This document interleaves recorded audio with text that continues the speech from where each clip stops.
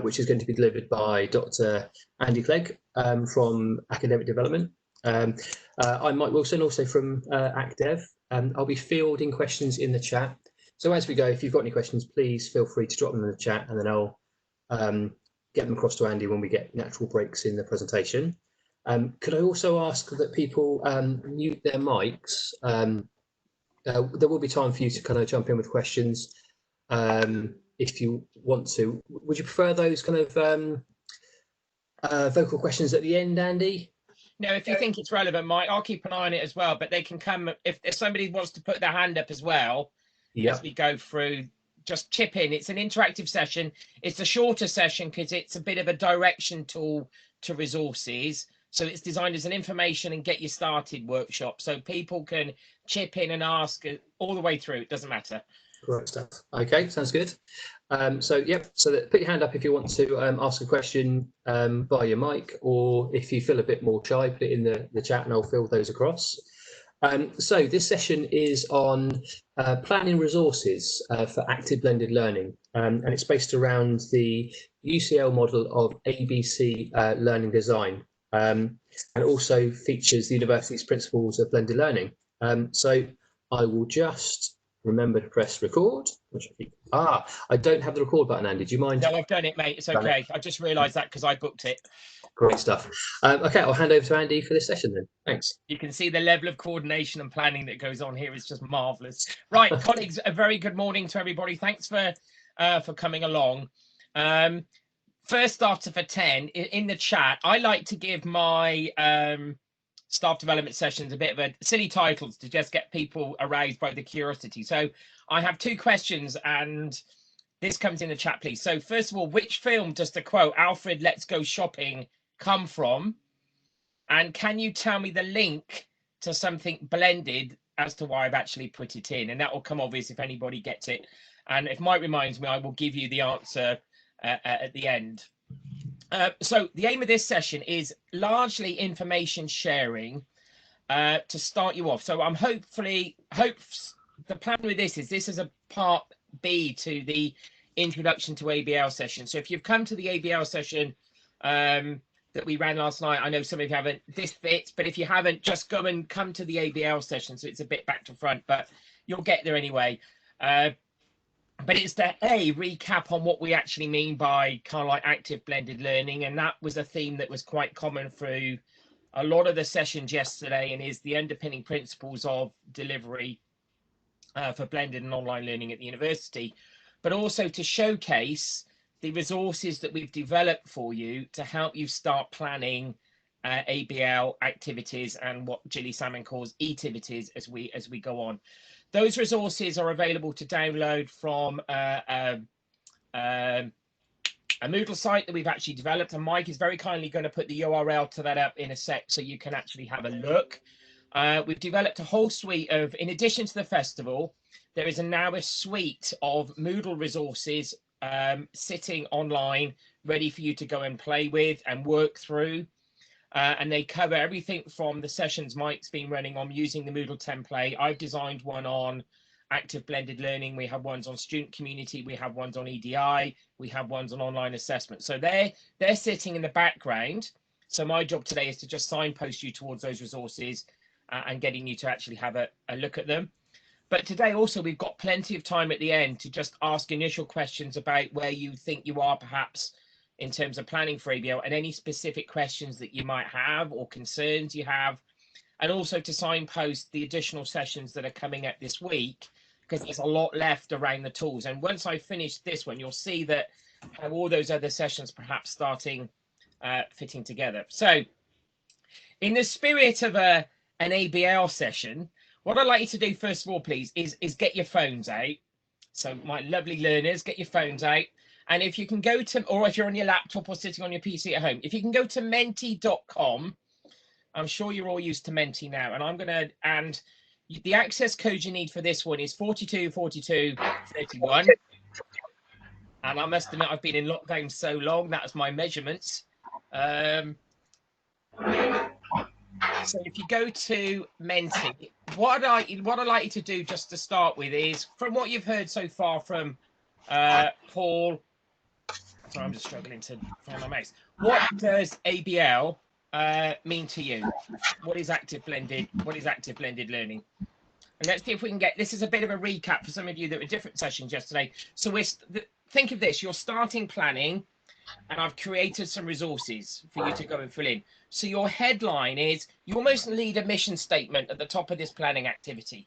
For me, active blended learning means. So kind of like, what's your brand statement going to be at the top, but through which you're actually going to channel the type of activities that you want to deliver. Doesn't have to be very long, but see if we can, let's see where we're at in terms of people's understanding and what we were talking about yesterday. So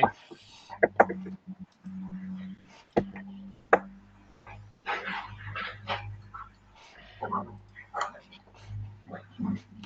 that there.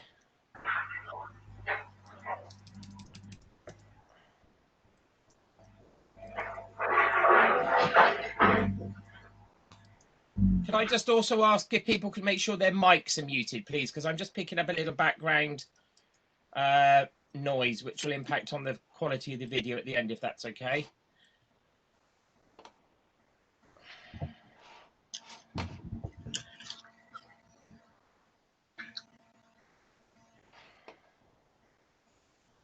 So I'm going to go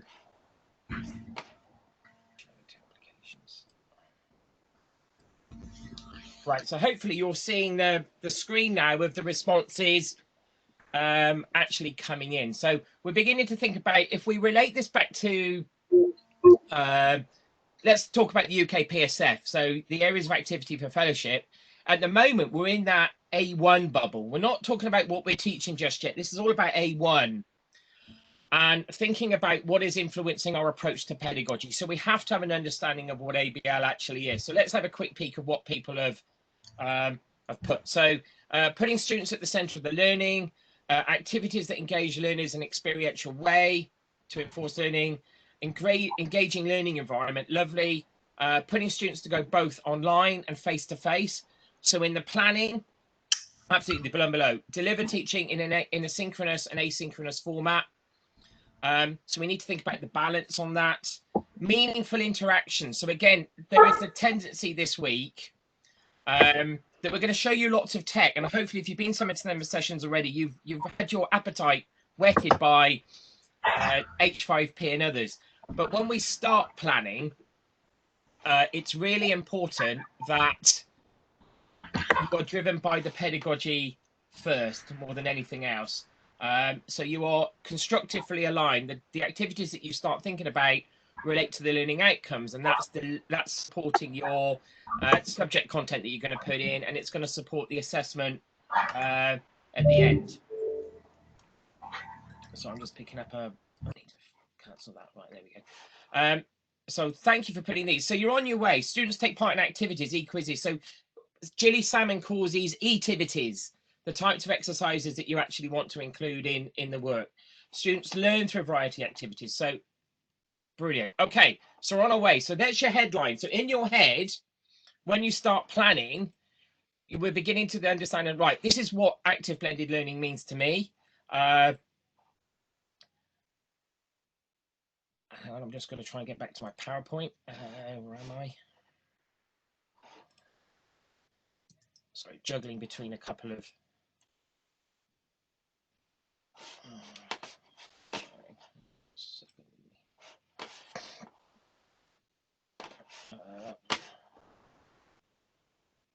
Sorry, colleagues, my PowerPoint's dropped out. There we go. That's what I want. Right. So excellent. So let's just recap. So what is ABL? So all the comments that you put, there isn't a right or wrong answer in many respects to what active blended learning is.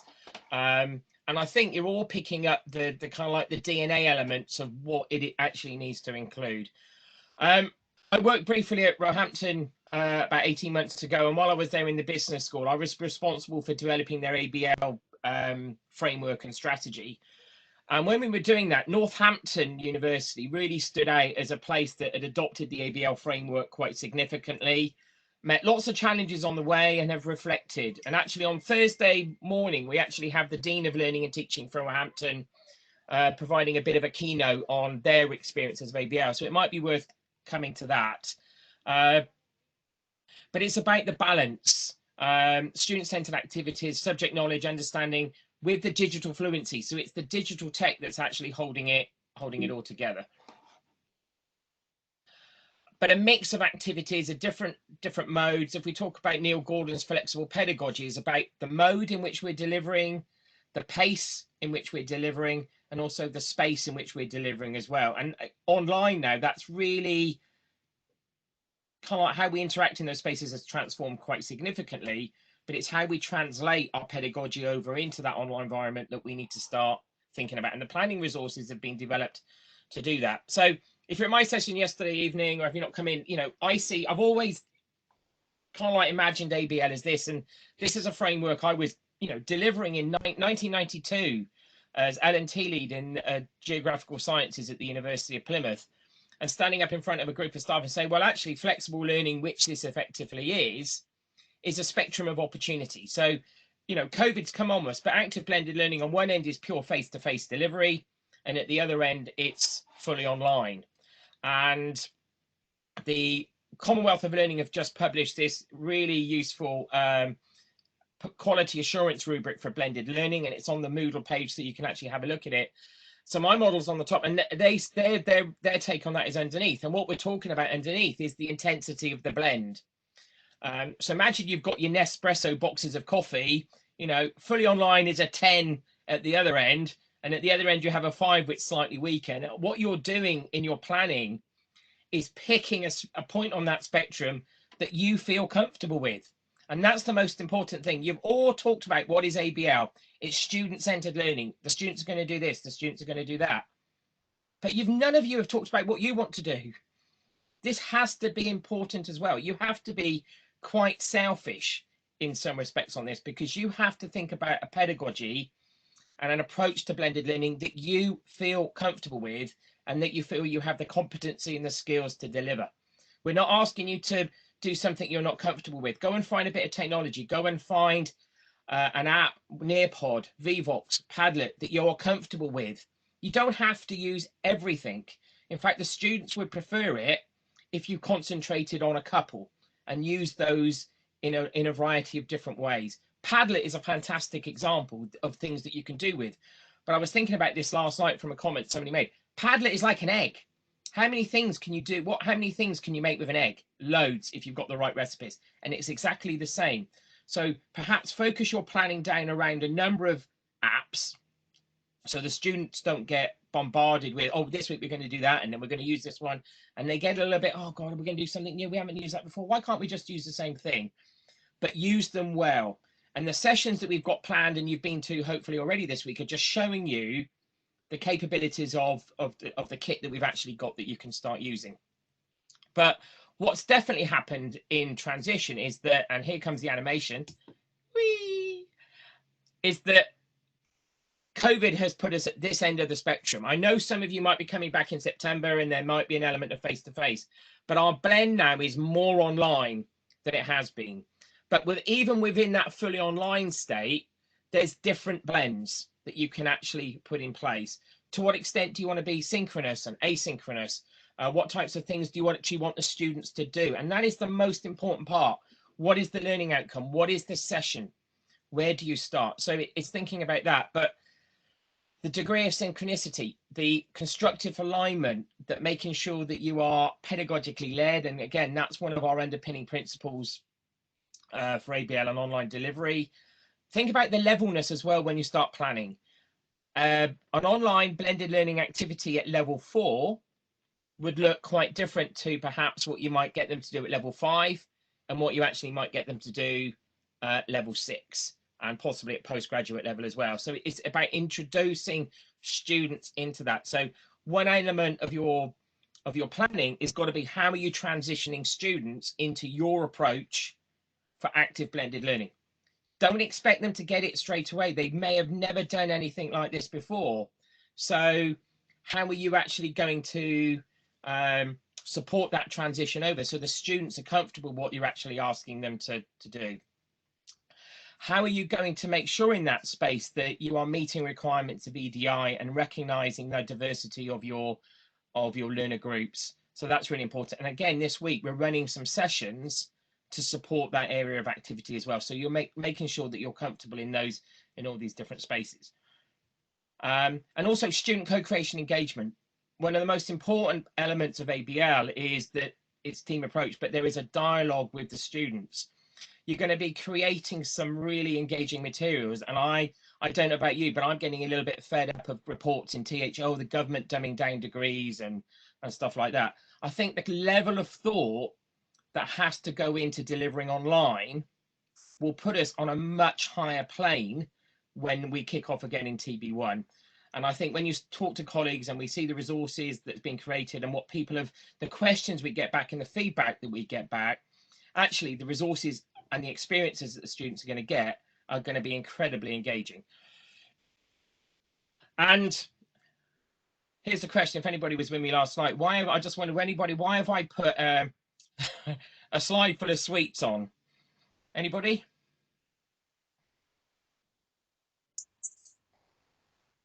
I know. Oh, yeah, I would hope so. Pick and mix. For me, blended learning is a bit like a pick and mix, and you're changing your blend. And choice, and it's about, imagine walking down the Sainsbury's aisle. Welcome to the pedagogy aisle at Sainsbury's, and you're picking your recipes out in terms of what you want to do. What do the different sessions look like in terms of facilitating that learning? Okay, and it's changing that blend using a larger staple ingredients, but each week perhaps doing something different that keeps the students engaged, and maximizing the learning opportunities that they actually have in the sessions, but equally having a bit of fun with it on the way to actually create that engagement and to focus on the relational aspects of the delivery. And again, underpinning that, like I said at the beginning, is how it all relates back to our principles for online and blended learning. So the other thing I think is also important, and this relates to some of the activities that we've developed, is think about when you start planning, and again, I'll show you the resources in a tick, what is it we're actually trying to do? And again, the Moodle, the way that we've developed the Moodle site and with all the labeling, is it fits into this in my mind, because it's about what do you want the students to do, perhaps asynchronously, establishing that knowledge base and their understanding. You bring them in, you perhaps deliver some synchronous activity to strengthen that knowledge, and the way that you can then, after the session, start thinking about knowledge information, evaluating knowledge information, using knowledge checks around that. And Mike, what I was trying to get at here, it fits nicely into the way that the Moodle template page has been structured. Do you just want to mention that for anybody that's not been to your Moodle template session yet? Yes, yeah, I'll give you a brief rundown of that. So the Moodle template is based on the blended learning methodology of flipped learning. So the idea being that in any given week you have 3 topics. One is the weekly introduction, the second is the group collaboration activity, and the third is for further reading and stretch activities. And in that first section, you're guiding students to self-study materials, so recorded lectures broken down into small 5 to 10 minute chunks, accompanying materials like core reading and slides, and finally a knowledge check, which is really important for establishing what students have struggled with, how they've taken to the learning materials, and anything you might need to recap. In that middle section, we do a group collaboration activity, which in the first instance would be online using technology such as WebEx or Google Meet. It's very, very much synchronous and live, but also it gives us the opportunity to adjust the blend when we can actually do face-to-face sessions. Yeah, that middle section is very much where the blend comes into play. Is that okay? Yeah, thank you, Mike. So the idea is that all the resources that we created and all the stuff that we're offering this week in the festival is all kind of like a holistic package. It's like a big jigsaw puzzle. So the more pieces you can start putting in, it creates a really nice big picture of the support that we're actually offering. And hopefully then the aim of the week and all the resources to actually give you the confidence to go away and start engaging. And I think that's where the spectrum of, for me, ABL comes in, because I'm conscious that you might sit back at the end of the week and find the whole experience a little bit overwhelming. It's like, blimey, there's so many things I can do. But we're not asking you necessarily to do everything. It's about being confident in the core elements of it and doing that well, and then coming back to ActDev and the tail teams to really ask for the support. You know, if you've got a wacky idea for something that you like to have a go at doing, trust me, we can do it. I was talking to a colleague last week who said, Andy, I'm teaching a module on natural environments, and I'd really like to do something, a man walking on the moon through an airlock and what happens in that space. And we started putting that together in a Beyond animation. So we can do some really clever things. So please don't hesitate to come and have a chat with us after the festival. So if we move on, so like I said, Mike's put the link in. So we've got these Moodle pages for you to go and look at. So after the session, please go and visit them. I've put one together on active blended learning, and that consists of 2 interactive workbooks. The first one is all about ABL, and there's some few quizzes in there, and they've been designed as if they were an ABL module to give you an example of the kind of activities and how to structure the kind of resources that might be. And mine have been particularly designed as an asynchronous format. So you can go through them, you can have a play, you can do a group poll everywhere, and you can see the results forming on your own, and then you can come back and you can start again. So to have a go through those. The second one is more about the planning. So, but they're a backup to this session today. So we've created some resources. So I've put together a planning sheet and an interactive PowerPoint, which I'll demo in a minute. But just to give you a bit of context for those, to help you understand that from a planning perspective, we've dropped on and cannibalized the ABC for Learning design resources that's been developed at UCL. And they take advantage of L'Oreal's 6 learning styles. And again, if you've not come across these, I'm not going to go into these in depth because it's covered on the online resources, but effectively 6 learning styles that you go through. And for each one of those on the workbook, we've identified kind of like a series of apps and technologies that you can align to those kind of learning type activities. So the idea of the planning resources is to get you thinking, right, what do I want to do? What kind of learning activity do I want to use in the session? So in one way, we're introducing another kind of blend, because it's the blend over the course of a module, what type of learning activities you actually want the students to engage with at different points. And then on top of that, it's the blend of the type of technologies that you might actually get the students to start using within those contexts of those different learning types. This is all fully explained in the module activities. There's supporting videos and different resources that we've actually brought in. So if you work through those, this becomes really self-explanatory to guide your planning. And it also reflects, again, this is in the book, Gilly Salmon's 5 model for online learning. And again, I'm not going to go in detail here because we've embedded it in the activity, but this notion of drawing students in at that first point, giving them the access and the motivation to engage, getting them working together as a group, the online socialization. So that relates nicely to the resources and the Moodle pages that Stuart Sims has put together on student co-creation, sharing and evaluating and using that knowledge, and then actually using that to develop learning with the students. So what we've developed has been contextualized to help you develop. So I'm going to be brave now. So the first resource that we've created for you is just an ABL planning sheet. And I'm going to try and share it with you. So bear with me because you know what it's like. So I'm going to go to a Word document. And hopefully you can all see that. I know it's a bit small, so I'm going to try and magnify it as much as I can. But again, you can download this off the Moodle site. I think we've also linked it off the festival website as well. And basically, this comes in 2 parts. So it's here, and you can use it and tweak it and cannibalize it as much as you see fit. But the aim of this session, the aim of this part of the workshop activities is to really reinforce that it's not necessarily about reinventing the wheel. So the first planning guide is think about what you're doing now and think about the types of sessional activities that you are doing and have been doing with the students as it sits pre-COVID. And think about what works well. And then the second part of that document, sorry, I've lost my...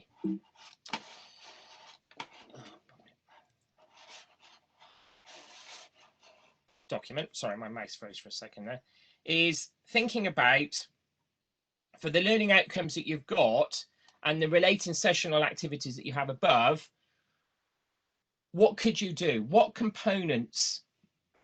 You look on a week by week basis, and you consider, right, what am I doing? Of those elements, what could I possibly switch to an asynchronous format? What could I flip? What would be a really good fit to go blended, to go asynchronous? And you can think about developing those activities like that, and then you relate it to the Moodle template and how you can structure activities around that. You might then say, right, I actually want to introduce an element of synchronicity in that. I want them to bring them back. What would that look like? So it's just a planning tool to help you start doing a shopping list of, right, what do I need to put online, asynchronous activity? What resources do I need for that? What support might I also need for that? And what perhaps might I do in a more synchronous formats? It gives you a bit of a shopping list and a template to start planning. But also, if you fill this in and you come to ActDev and the TAL team for support, it actually gives us a bit of information to help inform that planning process with you, so we can actually see what it is you're actually trying to achieve. So have a go at downloading that and filling that in. The second one, and again, I'm going to be brave and see if this will swap over. So I'm just going to possibly, bear with me for 1 second, because I've got to drop out of one PowerPoint and to another. So if I click that, and I'm just going to make sure you can see that.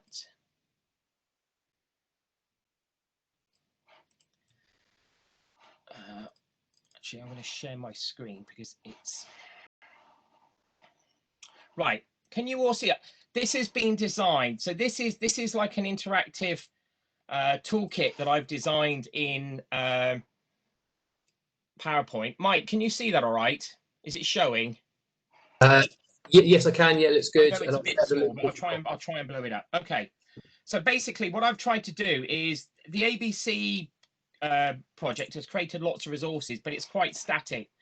So I wanted to create something that's a little bit more interactive for you to have a go at. So the ABC resources would be a normal day, face to face. You work together as a team, and they would give you a planning sheet for a session. And effectively, that is the background that you've got to work with. So the discussion in your groups would be, right, what kind of exercises do we actually want the students to actually have a go at using? So you have a deck of cards at the bottom of the screen. And very simply, all you do is you say, right, session 1, and I've given you space for 6 types of activities. That's just to give you space to go and play with. You probably won't use them all, but you might say, actually, week 1, I actually want them to doing some acquisition data. So you can just, all you do is move the mouse over the card and you drag and drop into that first block. And if you then just double click, that text box goes live. And you can say, right, I need the students to do some website analysis. Sorry, I can't type today. And that's what they're going to do. And then you can put on there, again, there's an introductory screen that goes with this, which talks about the different learning types, and also a mapping against the different types of apps that are out there to do it. So you could put in there, this is what I want them to do, and this is the kind of app that I'm actually going to get them to use. So I might do an acquisition in the first session, and what I've also done here is put a little other button, and I've given you one of each, and all you simply do is copy and paste the spare, and I want to treat that as an asynchronous activity, so that tells me that that goes there. And what I've also given you here is a little time palette. So it enables you to say, actually, for that first one, I want them to do that for copy and paste that. And that little activity is probably going to take them about 25 minutes. So you can build up a picture of what it is you want to do. Once they've done that, I actually want them to do some discussion. So I'm going to move my discussion card up. And then again, as I've done before, I'm just going to type in there.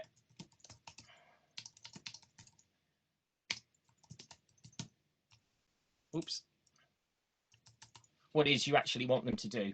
Okay, so I have put in a about 7 slides. So you've got 14 sessions worth of space to go and play with.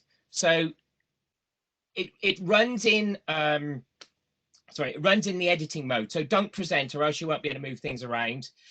You can download this off the Moodle page. You can do it individually. You can start working on it. If you drop it on Google Drive, other colleagues will be able to come in and actually share the same workspace. So you can actually start developing an overall picture for what a module could actually look like collaboratively.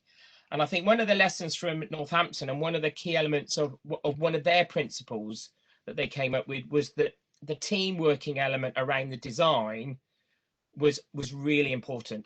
And I think it came out yesterday at the tea. If anybody was at the tea at 3 yesterday, it came out that share your ideas, share your planning with other colleagues to sound it out. In fact, I was just watching an online video back this morning, and it also said, when you start planning, think about your learners, and how they would feel. And I wrote down 4 key words that came out of that presentation this morning, and it was these, and I think they're really relevant. So your learner who won't see you is sitting at home. Imagine how they feel. So are they comfortable? Do they feel isolated? They probably will do, because they haven't been on campus for a while. Are they feeling lonely? Are they confident with what we're actually asking them to do? Are they familiar with the concepts? Are they familiar with the technology that we're actually going to ask them to use? So in many ways, it's, we've been there. We've sat at home for the last 4 months, getting used to online working, and I'm sure you've all felt a bit lonely and a bit isolated at times. And it's taken us a while to develop the confidence to use this technology. I can remember the first WebEx session I did probably back at the end of March, and you'd like to think that you're pretty savvy with this sometimes. And I actually sat down after the session and went, 6 out of 10, young man, you can do better next time. And it was the first go, and it just actually, gosh, it was a bit more involved. And even now, when you're trying to share screens around and things like that, you're still sitting there quietly going, in the back of my head, my brain's going, please let it work. So practice makes perfect. But also the other thing with the planning is, I don't think the students necessarily expect perfection. This isn't about producing Oscar level videos and resources like that. It's about creating something through your planning that's pedagogically led and is really fit for purpose, but also really engaging and honest. And I think the students want that honesty. They want the relational. So if you're doing a little voiceover video, don't strive for perfection. If a little one rolls in and you end up doing it with them on their lap, or the phone rings, or the dustmen come, and I'm talking about my experiences here, or something like that, just live with it and apologize, because it's natural, it's normal for the environment that we're actually in. But just enjoy the process, because I've been doing ABL for a very long time in a variety of different institutions, and the fact that you can blend all sorts of different pedagogies together and experiment and play. And I'm running a session this afternoon on recipes for creativity and playfulness online, so you're very welcome to come to that.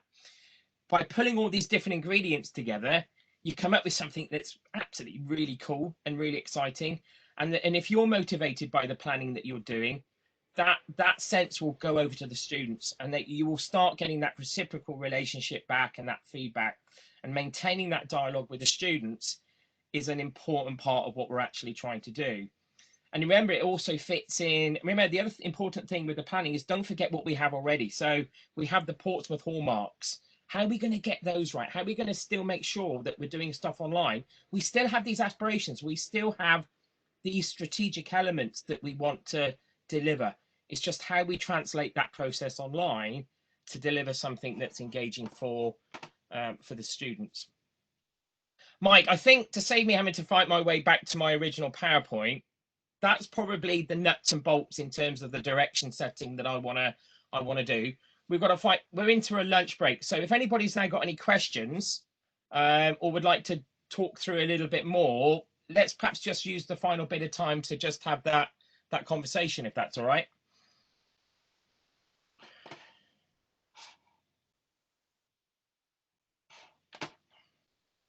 And I'm going to see if I can. Yes, it was. That's perfect, because that takes me back to my.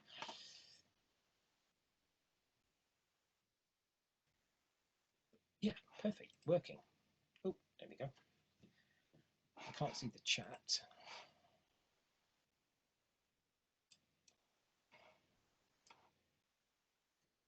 Right. You can also hear me, right? So let's see if we can do Sean's question. Do you think there is an ideal blend of synchronous v asynchronous? Ooh. Sean, what do you think? Would you like to unmute? And I'd like to hear what, perhaps before we tell you our perspective, what would you give to that answer? My view is that it's really dependent on what you're wanting the students to get out of it, and that you shouldn't be trying to replicate a synchronous classroom environment online, and that it's a different thing. So it's really about what it is you want the students to get, and because they're working offline, they might not be able to join synchronous sessions, so it might increase the level of stress they experience. But also there's an expectation with other students that it should all be synchronous. So it's trying to meet that balance. There you go, Sean. Sean, you've answered your question, and I think you've answered that very eloquently. It's exactly that. It's about it's starting with what are the learning outcomes for this session, and what is it you want the students to do? What's the outcome of that session in terms of their understanding? That's why we've tried to develop the resources around the ABC to just help structure that type of activity that you actually want to get them to do. There is a window for a degree of synchronous activity with the students. My particular rationale is I probably at the moment put more emphasis on the asynchronous, knowing that I can probably flip it back. So plan for asynchronous, thinking what would it be if it was 100% online?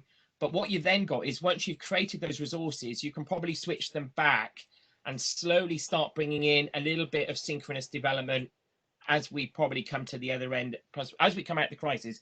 Good Lord knows when that will be. But I think that's the challenge. And the other thing I would also encourage people to think about is that, yeah, it's a bit of work at the moment to get this done, but you think of the quality resources that's going to come out of this at the other end that you'll then have at your disposal. So when things do return to normal, the way that you deliver is probably never going to be the same again, because you've got all sorts of different things that you can throw at the students that's asynchronous that you can then use in a synchronous format to encourage some reflection and discussion when you do see them.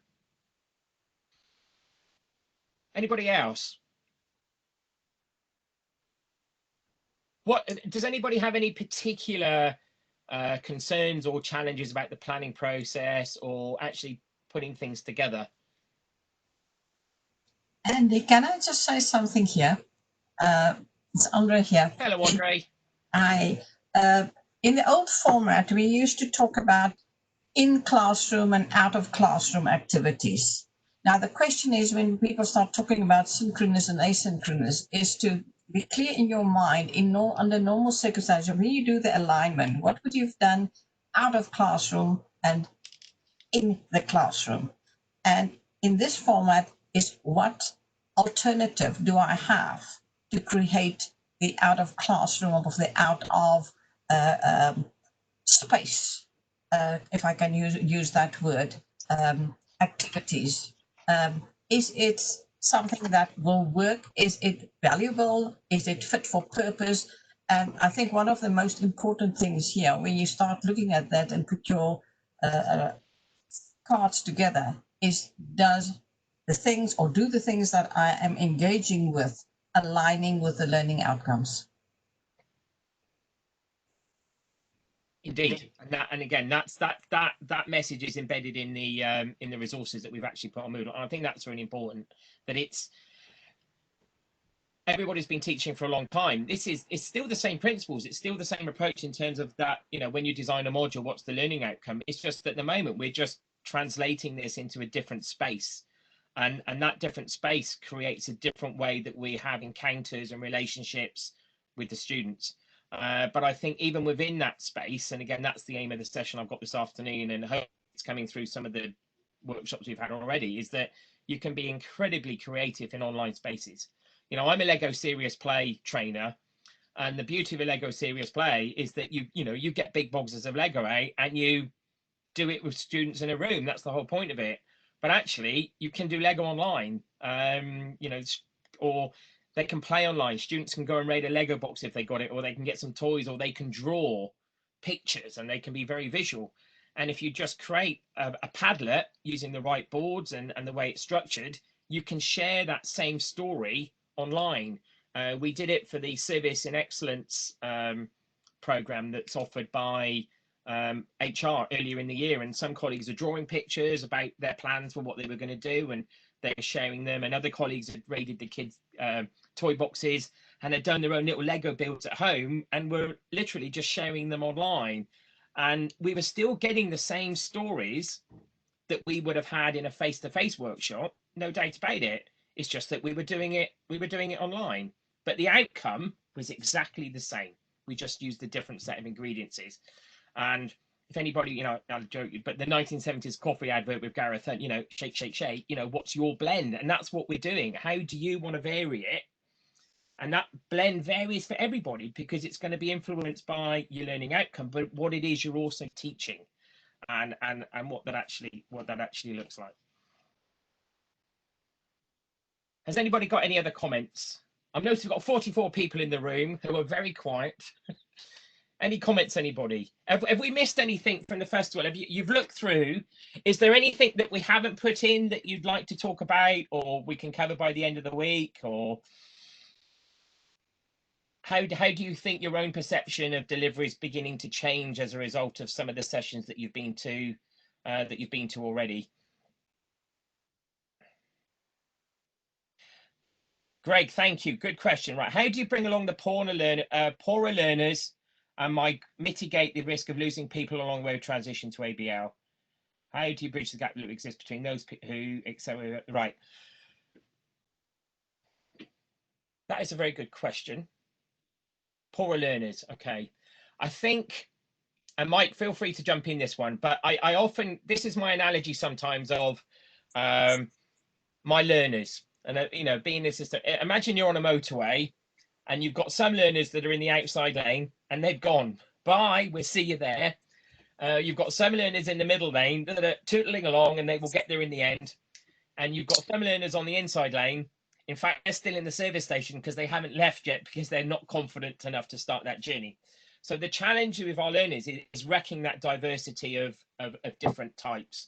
My first job is sometimes to make sure that I'm putting those learners in the outside lane, you know, I'm capping their speed a little bit so they don't go off into the distance. And what I'd really like to do is turn them around and get in the service station and use them to support the weaker learners. So it's that, and that's maybe about how you start developing groups online. And I think one of the, for me, with this whole ABL agenda and putting stuff online in September is I like to put students in groups. So what is the best mechanism for doing that we have at our disposal? Am I going to do pre-selected groups, set that up in a Moodle to start with, or am I going to give students the what's the risk of recognizance in it, that they can go off and create their own, they have their own meetings in perhaps Google Meet, and then they actually come back. So there's one discussion there.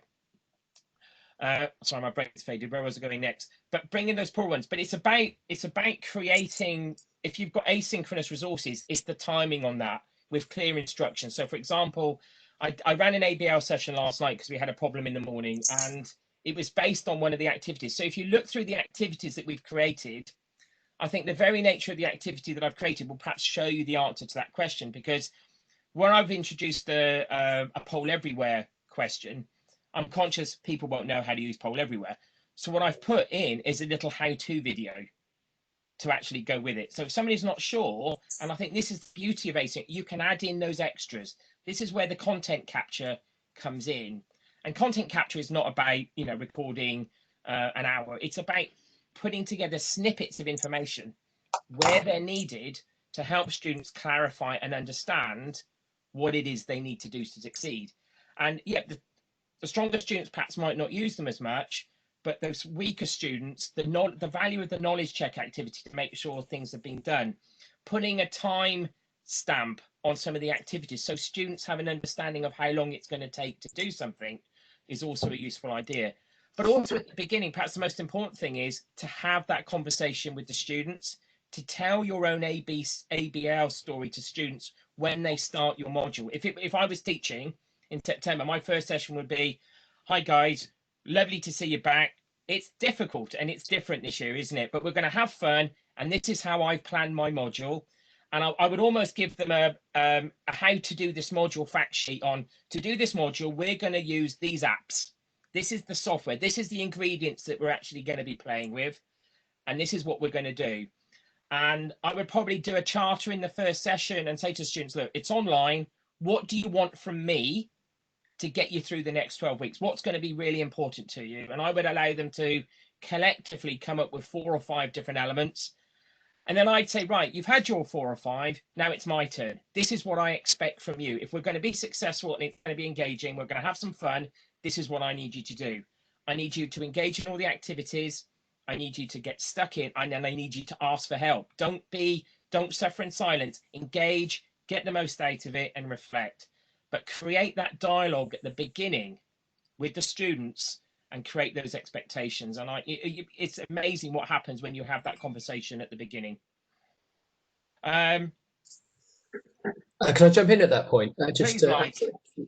To Greg's question, I think it's another reason why you'd have a wide variety of different activities, because you might find that students initially won't engage with a face-to-face discussion, for instance, in something like WebEx or Google Meet, but they might engage with a more text-based kind of collaboration in a Padlet board, for instance. So if you mix up the type of activities and give students a range of things that they can try and engage with, you'll probably find that their confidence with it increases, and then you can do more experimental things a bit later on. But as you say, that kind of dialogue and asking students what they want to do, how they want to interact is kind of key to kind of kicking that off. If I may use the coffee analogy again, you know, when I put my Nespresso capsule in my coffee machine, I like a 6 or 7. I don't like it too strong. If it's 10, it's too much. It's too much for me. And it is about finding that level, and keep asking the students. Don't just assume they're going to, you know, accept. You know, it's all the way through them. Guys, did that work? How are you finding it? Just so get in, have those conversations, think about what's actually going on, and just make sure they're engaged. And again, you can track the exercises in Moodle to make sure that they are engaging with it. But just create the dialogue. And just have the conversations with them to see how the land is lying and to see if they feel comfortable with what you're asking them to do. Can you sew sections on the Moodle? Can I do that? Mike, are you? Yes. If I give you. Yes, yeah, I've got it ready if you give me presenter rights. I'm just now trying to find you on the list. Hang on. Let's see if I can do that, Mike. Right, internal. Change role to host. Okay. Cool. I think you have control, Mike. Try that. Okie doke. Let's give that a go. And just as while you're doing that, Marta, hello again. Thanks for doing a session again this week, Marta. We appreciate that. Yes, there is training this week or in some of our how-to sessions for using some of the software. And ActDev and TAIL will be putting together a further program of training. I know Tom's already started that. So just please keep an eye on the academicevents.ac.uk website, and you'll see the stuff that's coming up over the summer and as we roll into TB1. Okay. So what I'm showing now is a preview of a populated Moodle module, which has had the template applied to it. So when you roll over your modules this summer, you'll get the choice of 2 templates. The UOP module template, which is based on flipped blended delivery, or a blank template, which just switches your module to weekly format, because that's really good for delivering online content. But if you have the template applied, which most of you will, you'll see these 3 headings. So weekly introduction, group collaboration activity, and further reading and extension activities. So here are the recorded lectures that I spoke about earlier. So we put those into a Moodle book so we can limit those to 5 to 10 minute chunks. We can put knowledge check questions in between or link to other resources very easily with a Moodle book. And you'll very soon have access to Panopto, which is a really kind of very easy to use, but a very sophisticated recording suite of software. So you record online, you record your your lecture materials, but then you can edit it online as well. So you can split it up into manageable chunks. You can put questions in between, but very, very easily. It really is excellent. So we'd also have accompanying slides, core reading and knowledge check activities, as I say, in this weekly introduction section. So this is what the students do on their own to start with. We make a point of introducing it with a video to make it nice and friendly. And then these group collaboration activities can take kind of various forms. That's really what we're talking about, the different flavors of things. It could be a recorded WebEx session, which students attend live at a set time, but also as a recording available. But it could be a discussion around a case study. It could be a group working task, but it's very much collaborative. It's getting students together, talking to other students, seeing other faces, because the first part of any given week is almost kind of done in isolation. So it's very important to build that that community and collaboration. As we say, we've got a load of Moodle courses to support this. So Stuart Sims is delivering online communities and collaboration, which will support this section of the template. I've delivered principles of online design, which gets you started with a template and then leads on to Andy's active blended learning.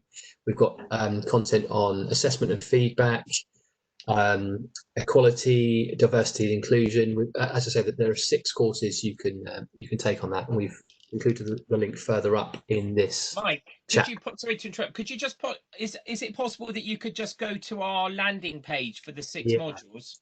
Definitely, yeah. So this is preparing to teach online. So if you visit that link, you'll get the choice of these 6 modules. You don't have to do them all. Pick the ones that fit your purpose, really. If you want to learn more about engaging students in collaboration and co-creation, then go to the online communities and communication. If you want to explore some of the things we've talked about today, active blended learning is your best port of call. And if you want to learn more about the template and how that's applied and used, principles of online design is where you should start. But you don't have to do them all. Pick and choose what you want to brush up on or what you want to improve your confidence with. Okay. There's an entire session on that on the template and the principles tomorrow at 10, and I think we've got 4 other sessions throughout the week. So please come along and we'll explore it in a bit more detail. Lovely. Samir and Mark, that's a really good question. Will students have access to resources to do it? At the moment, Mike, what's the answer to that immediate question? Probably yes. In some form. Yes, yeah, I think we're going to spend some time this summer kind of preparing some of those. But yeah, the initial drive is getting resources for academics, so you can get started in designing things. But yeah, there is a work stream dedicated to induction, so I think it kind of falls into that kind of area of work, but we'll probably feed into that as well. But there will be marketing produced induction sites on the university website, so that the kind of high quality produced resources, so they will have access to supporting materials for some of these things. Lovely, because I do know that some of the introductory videos that we've created around the apps are available, so it'd be easy to offer those out to the students as well. So again, please just watch this space, keep up to date with what ActDev and Tel and the respective work streams are doing, and that will be communicated in time. Any final questions, colleague? I'm conscious of the time. It's lunchtime. Any final comments? I take silences. It's lunchtime. So again, can I just thank everybody for coming? Again, the video, we've recorded this session, so it will be online. There are links to the resources on the festival website, so please take advantage of those links and have a look through. Like Mike said, please drop in and out and have a play. And please, any questions, any queries that come out of today or the entire festival, please make sure that you're just in contact with ActDev, our respective details for Mike, me, and the team around.